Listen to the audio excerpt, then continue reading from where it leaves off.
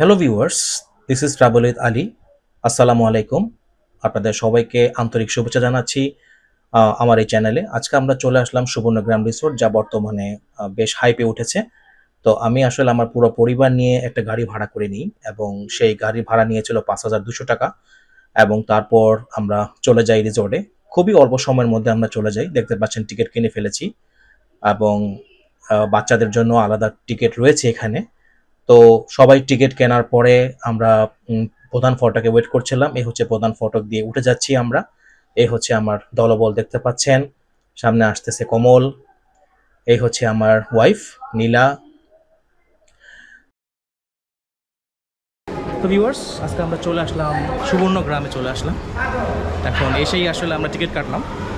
টিকিটের প্রাইস ছিল বড়দের জন্য ৩০০ টাকা এবং বাচ্চাদের ১০ বছর নিচে যারা তাদের জন্য ২০০ টাকা টিকিট। এবং এই প্রথমে এসেই আসলে উপরে উঠে গেলাম এবং উপরে উঠে আমরা আসলে ধীরে ধীরে এগিয়ে যাচ্ছি। এই হচ্ছে আমাদের দলবল।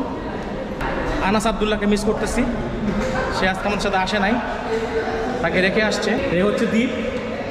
দ্বীপ সবসময় জিম করে, এই জন্য আমাদের ব্যাগ দিতেছি, কারণ ওখানে ও যদি জিম ওরা না করতে দিই তাহলে ও যা পায় তাই সামনে হাতে নিয়ে আনে একটা ডাম্বল মারার জন্য। এই জন্য ওরা আমি ব্যাগ দিয়ে দিছি একটা। তো রিজোর্টে ঢোকার সময় দেখতে পেলাম একটা বৃদ্ধ লোক সিগারেট ফুটতেছে। তার মানে রোমাঞ্চকর কিছু আছে ভিতরে। ঢাকার খুব কাছে নারায়ণগঞ্জ রূপগঞ্জ উপজেলার ভুলতায় প্রাকৃতিক সৌন্দর্য ও বিনোদনের সকল আধুনিক সুযোগ সুবিধা নিয়ে প্রায় ১০০ কিলোমিটার জায়গা জুড়ে সুবর্ণগ্রাম অ্যামিউজমেন্ট পার্কে চলে আসলাম। এই অ্যামিউজমেন্ট পার্কের রয়েছে বিভিন্ন আকর্ষণীয় ride, water park, restaurant, juice bar, coffee shop, luxury resort, car parking এবং পিকনিক স্পট ছাড়াও এই পার্কে স্পিড বোটে চড়ে সমস্ত ওয়াটার পার্ক ঘুরে দেখার ব্যবস্থাও রয়েছে। সুবর্ণগ্রাম অ্যামিউজমেন্ট পার্ক অ্যান্ড রিসর্টের যে কোনো ধরনের সামাজিক অনুষ্ঠান, কর্পোরেট সভা, সেমিনার এবং পিকনিক আয়োজনের সুব্যবস্থা রয়েছে। রাজধানী ঢাকার বেশ কাছে অবস্থান হওয়ার কারণে বাংলাদেশের সর্ববৃহৎ এই বিনোদন পার্কটিতে প্রতিদিন সব বয়সের অসংখ্য দর্শনার্থী আগমন ঘটে থাকে। রিসোর্টে ঢুকতেই চোখে পড়বে সুন্দর একটা ফ্লায়ার এবং ওদের গ্রাফিতি দেখলে মন জুড়িয়ে যাবে। আপনার ইচ্ছা করবে একটা পিক তুলে যায় এখান থেকে। এর সাথে রয়েছে সবুজ গাছের সমারোহ, যা আসলে রিসোর্টটাকে একটা অন্যরকম লুক দিয়েছে। ৩০০ ফিট হয়ে আপনার বিআরটিসি বাস যোগে যেতে পারবেন, যার ভাড়া নেবে ৬০ টাকা। এবং এছাড়া আপনারা চাইলে গুলিস্তান থেকে যেতে পারবেন অথবা স্টাফ কোয়ার্টার অথবা সায়দাবাদ দিয়েও আপনারা এখানে যেতে পারবেন।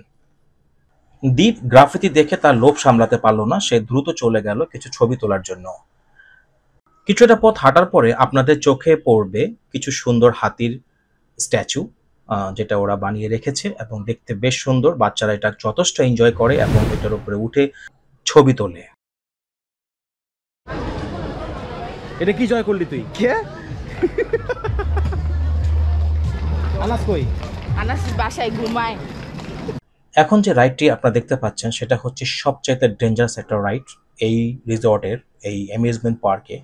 যদিও এখানে লেখা রয়েছে ১০ বছরের বাচ্চারা এখানে উঠতে পারবে, বাট আমি সাজেস্ট করব দয়া করে এখানে উঠবেন না। যাদের হার্টের প্রবলেম আছে তারাও অবশ্যই উঠবেন না, কারণ এটা যে কত ভয়ঙ্কর প্রলয়ঙ্কারী সেটার অবশ্যই ভিডিওটা আপনারা দেখতে থাকুন, লাস্ট পর্যন্ত দেখতে থাকুন, তাহলে অবশ্যই দেখতে পাবেন। এর সাথে এই রাইডটাও আছে। এই রাইডটা খুব চমৎকার সুন্দর, আপনারা যে কোনো বয়সের বাচ্চারাও এই রাইডটা এনজয় করতে পারবেন। Hey, Tell something about your friends. Sunny, Ajao. We are in the garden. Pani, pani. और दिन भी sunny, sunny, sunny. So hello viewers, welcome back to my channel. This is Travel with Ali. আজকে আমরা সুবর্ণগ্রামে চলে আসলাম, ঢাকার খুব কাছাকাছি। আসলে আমাদের এখানে আসার উদ্দেশ্য ছিল তিনটা। একটা হচ্ছে যেখানে বাচ্চাদের রাইড থাকতে হবে, সাফারি পার্ক থাকতে হবে, জীবজন্তুকে ছেড়ে তো কোনো কিছু করা যাবে না, এবং থার্ড হচ্ছে আমরা সুইমিং পুলে ধাপাধাপি করবো। সো এই জন্য আসলে আমরা এই সুবর্ণগ্রাম রিসোর্টটাকে বেছে নিয়েছিলাম। যানজটের কোলাহল থেকে আসলে আমরা একটু খুব তাড়াতাড়ি আসতে যাচ্ছিলাম আমাদের রিসোর্টে। মাত্র 40-50 মিনিটস ড্রাইভসে আমরা চলে আসছি। এখন আমরা সুইমিং পুলের দিকে এগিয়ে যাচ্ছি, কারণ আমাদের যে টিকিটটা ছিল ৩০০ টাকা, তার মধ্যে হচ্ছে সুইমিং পুল অ্যাক্সেসটা ফ্রি ছিল। যেহেতু প্রচন্ড গরমের মধ্যে আমরা আসলে গিয়েছিলাম, সো আমরা প্রথমে ডিসাইড করে নিয়েছিলাম যে আমরা আসলে ফার্স্ট হাফটা সুইমিং পুলে একটু ধাপাধাপি করব। সো আমরা অলরেডি সুইমিং পুলের দিকে এগিয়ে যাচ্ছি। তো এই হচ্ছে সুইমিং পুল দিয়ে ওঠার সিঁড়ি, এবং এর মধ্যে দিয়ে ঢুকে গেলেই আপনাকে ডানে মোড় নিতে হবে। ডানে সুইমিং পুলের প্রধান যে ফটকটা আপনাদের চোখে পড়বে, যদিও সুইমিং পুলটা খুব বেশি বড় না, but it's a standard way আমি বলবো। হ্যাঁ, মোটামুটি ঠিক আছে, এবং ওরা যে অ্যাম্বিয়েন্সটা তৈরি করার চেষ্টা করেছিল যাতে সুইমিং পুলে শুয়ে আপনি বাইরের পুলটা দেখতে পারবেন। এখানে হচ্ছে লকার, আপনাকে লকারের জন্য 150 টাকা পে করা লাগবে, এবং যখন আপনি লকারের চাবিটা ওদেরকে ফেরত দেবেন তারা আপনাকে 100 টাকা ব্যাক দিবে। তো লকারের সাইজটাও খুব বেশি বড় না, তাই আমাদেরকে 2টা লকার নিতে হয়েছিল। এই হচ্ছে বাচ্চাদের খেলার জায়গা, যেটার জন্য আমার বেবিকে 300 টাকা পে করতে হয়েছিল, এবং পাশেই রয়েছে 2টা ওয়াশরুম, একটা ফিমেল একটা হচ্ছে মেল।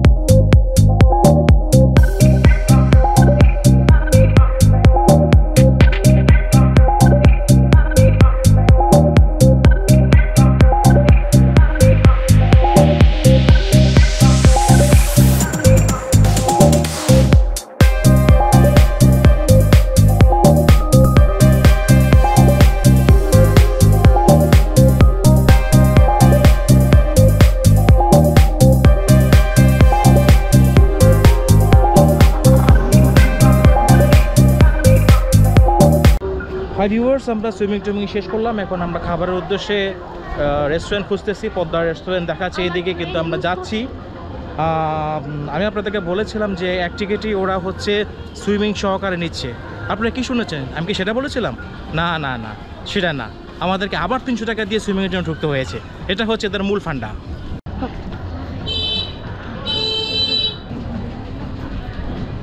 সো আপনারা চাইলে এরকম গাড়ি দিয়ে পুরো রিসোর্টটা ঘুরে দেখতে পারেন।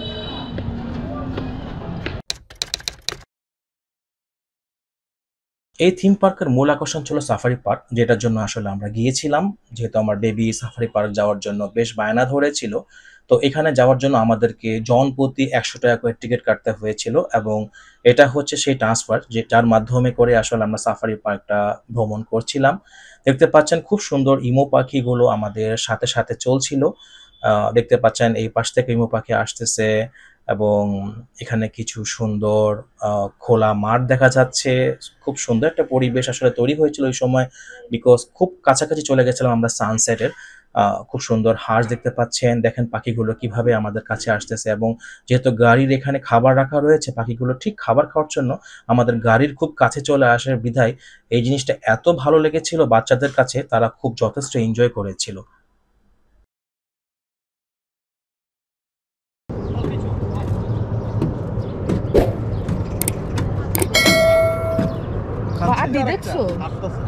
যেহেতু সময় স্বল্পতার কারণে পুরো রিসোর্টটা ঘুরে দেখা সম্ভব নয়, তাই আসলে আমরা গাড়ি ভাড়া করে নেই, এবং গাড়িতে চড়েই আমরা পুরো রিসোর্টটা দেখতে থাকি। বেশ ভালোই লাগছিল, এবং এর জন্য আমাদেরকে জন প্রতি 50 টাকা করে দিতে হয়েছে।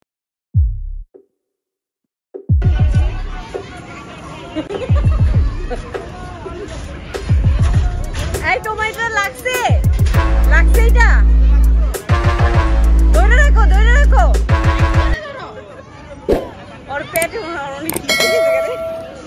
আমি শুধু আমার ওয়াইফকে বলেছিলাম যে আমি একা ট্রাভেল করতে খুব পছন্দ করি, তার মানে আমি একটা সলো ট্রাভেলার। এই জন্য আমাকে আসলে শাস্তি স্বরূপ এই রাইডটা নিতে হয়েছিল, এবং তখন আসলে আমি কোনো কথা বলতে পারিনি।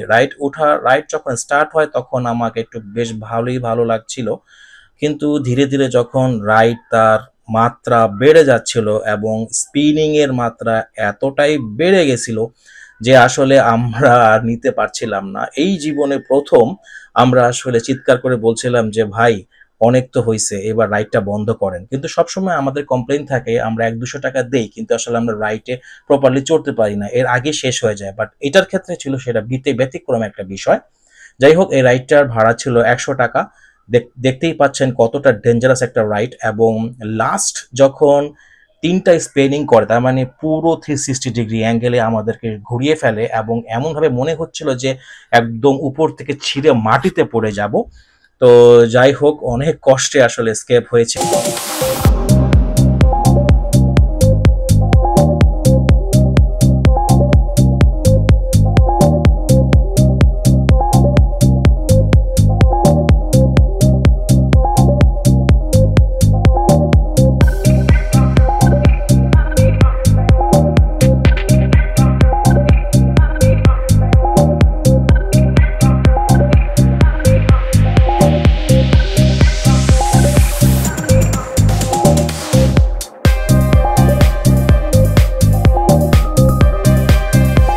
এই ছিল আজকের মতো আমার এই আয়োজন। ভিডিওটা ভালো লাগলে অবশ্যই শেয়ার, লাইক এন্ড কমেন্ট করবেন এবং আবার আমাদের নতুন আপডেট পাওয়ার জন্য আমাদের সঙ্গে সংযুক্ত থাকুন। পুরো ভিডিও দেখার জন্য আপনাদের আন্তরিক শুভেচ্ছা জানাচ্ছি ট্রাভেল উইথ আলীর পক্ষ থেকে।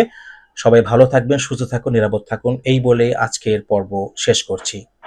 আল্লাহ হাফেজ।